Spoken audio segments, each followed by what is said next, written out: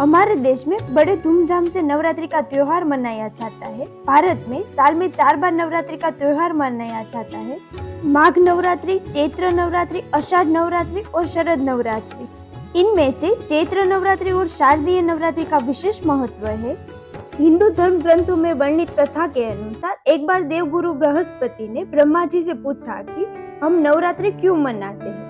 तब ब्रह्मा जी ने इनसे कहा, तुम्हारे प्रश्न का उत्तर इस कथा में छुपा हुआ है। बहुत साल पहले मनोहर नगर में एक ब्राह्मण रहता था जिसका नाम पीठर था। उसकी एक कन्या थी। ब्राह्मण नियम पूर्वक प्रतिदिन दुर्गा की पूजा और यज्ञ किया करता था। सुमति अर्थात ब्राह्मण की बेटी थी, प्रतिदिन इस पूजा में भाग लिया करती थी। एक दिन सुमति खेलने में व्यस्त होने के कारण भगवती पूजा में शामिल नहीं हो सकी। यह देख उसके पिता को क्रोध आ गया और क्रोधवश उसके पिता ने कहा कि वह उसका विवाह किसी दरिद्र और कोठी से करेगा।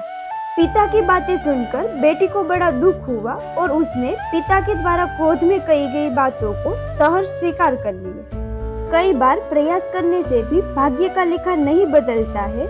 अपनी बात के अनुसार उसके पिता ने अपनी कन्या का विवाह एक कोठी के साथ करवा दिया। सुमति अपने पति के साथ विवाह कर चली गई। उसके पति का घर न होने के कारण उसे वन में घास के आसन पर रात बड़े कष्ट में बितानी पड़ी। गरीब कन्या की यह दशा देखकर माता भगवती उसके द्वारा पिछले जन्म में की गई उसके पुण्य प्रभाव से प्रकट हुई और सुमति से बोली, हे कन्या, मैं तुम पर प्रसन्न हूँ, मैं तुम्हें कुछ देना चाहती हूँ, मांगो, क्या मांगती हो।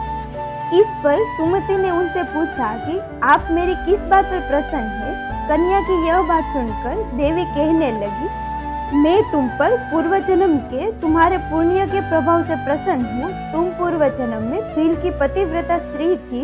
एक दिन तुम्हारे पति भील द्वारा चोरी करने के कारण तुम दोनों को सिपाहियों ने पकड़कर जेल खाने में कैद कर दिया था।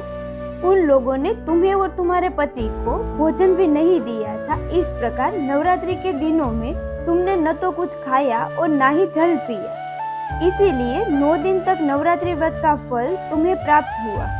उन दिनों अनजाने में जो व्रत हुआ, उस व्रत के प्रभाव से प्रसन्न होकर आज मैं तुम्हें मनोवांछित वरदान दे रही हूँ।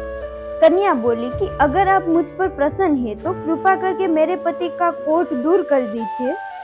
माता ने कन्या की यह इच्छा शीघ्र पूरी कर दी। उसके पति का शरीर माता भगवती की कृपा से रोगहीन हो गया।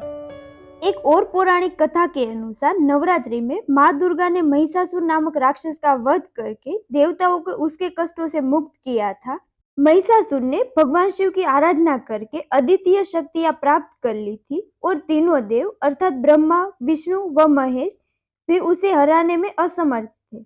महिषासुर राक्षस के आतंक से सभी देवता भयभीत थे। उस समय सभी देवताओं ने अपनी अपनी शक्तियों को मिलाकर दुर्गा को अवतरित किया। अनेक शक्तियों के तेज से जन्मी माता दुर्गा ने महिषासुर का वध कर सबके कष्टों को दूर किया।